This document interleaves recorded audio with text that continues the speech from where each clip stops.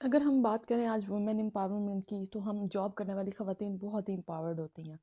ہم اتنی امپاورڈ ہوتی ہیں کہ پورا ہفتہ ہم اپنے کام لٹکاتے رہتے ہیں کہ نہیں یہ والا کام بھی سنڈے پہ، یہ والا کام بھی سنڈے پہ، یہ والا کام بھی سنڈے پہ۔ باقی زندگی تو کسی کی بھی آسان نہیں ہوتی،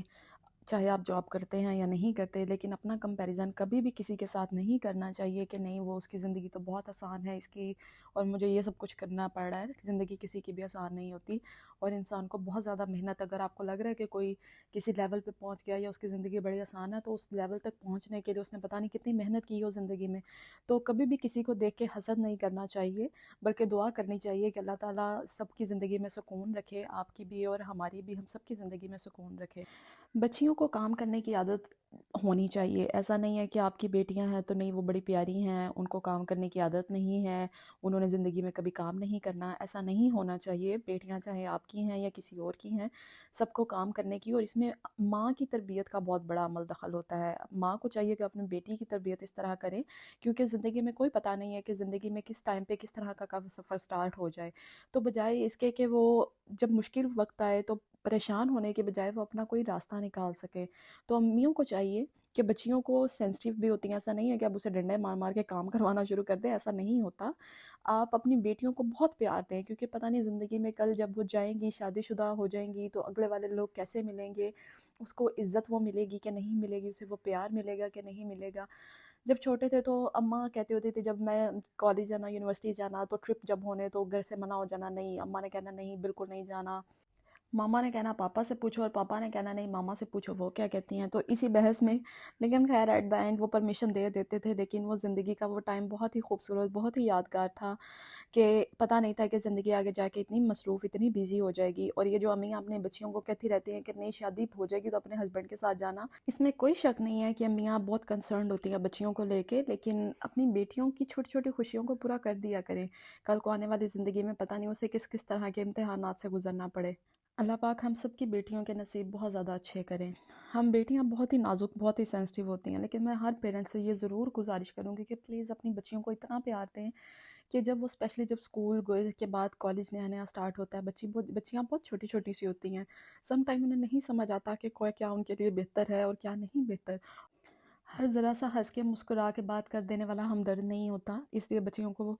اتنی پاور اور اتنا پیار گھر سے دیں کہ وہ اس ڈفرینس کو فیل کر سکیں کہ نہیں، جو پیار، جو ہمدردی مجھے میرے پیرنٹس سے، مجھے میرے گھر سے مل رہی ہے، وہ کہیں سے باہر سے مجھے نہیں مل سکتی۔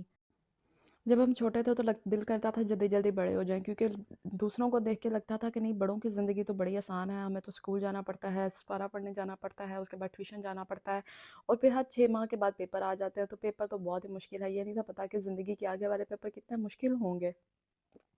زندگی اتنی مصروف ہو گئی ہے کہ اپنے ہی گھر والوں کو فون کرنے کا ٹائم نہیں ملتا، چاہے وہ ویکنڈ بھی ہو۔ ویکنڈ پہ بھی اتنے کام تھے کہ میں اماں کو فون ہی نہیں کر سکی۔ جب میں نے انہیں فون کیا تو ان کا سب سے پہلے یہی تھا کہ ٹائم مل گیا آپ کو، تو سنڈے والے دن بھی ٹائم نہیں ملتا بات کرنے کو۔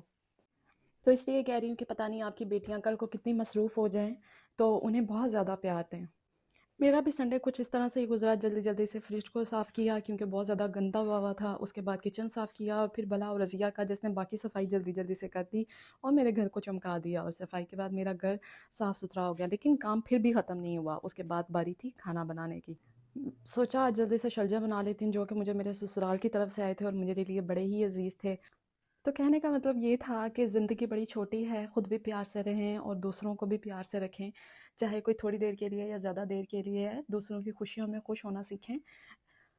باقی ہسبینڈ چونکہ گھر پر نہیں تھے، وہ شادی اٹینڈ کرنے کے لیے فیصل آباد چلے گئے ہوئے تھے، تو اکیلے بچوں کے ساتھ اور پورے گھر کی صفائیاں، کام، پتہ ہی نہیں چلا کہاں سے دن شروع ہو گیا اور کہاں پر جلدی جلدی سے ختم ہو گیا، لیکن پھر بھی کام ختم نہیں ہو رہے تھے۔ تو زندگی اسی طرح چلتی رہتی ہے، زندگی میں کبھی کام ختم نہیں ہوتے، تو ایزی رہا کریں، خود بھی رہا کریں اور دوسروں کو بھی ایزی رکھا کریں۔ زندگی سے پہلے میں بھی بڑی ٹینشن لینے والی بندی تھی، لیکن پھر ہسبینڈ کے ساتھ جب شادی کے بعد آہستہ آہستہ انہوں نے سمجھایا کہ نہیں، ہر بات میں،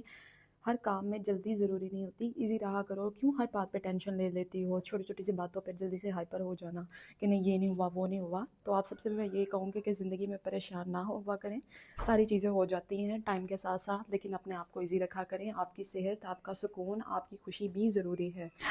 باقی پھر ملیں گے زندگی کے ایک نئے چھوٹے سے چیپٹر کے ساتھ، تب تک کے لیے اپنا بہت زیادہ خیال رکھیے گا، اور ویڈیو کیسی لگی یہ بھی بتائیے گا۔ تب تک کے لیے اللہ حافظ۔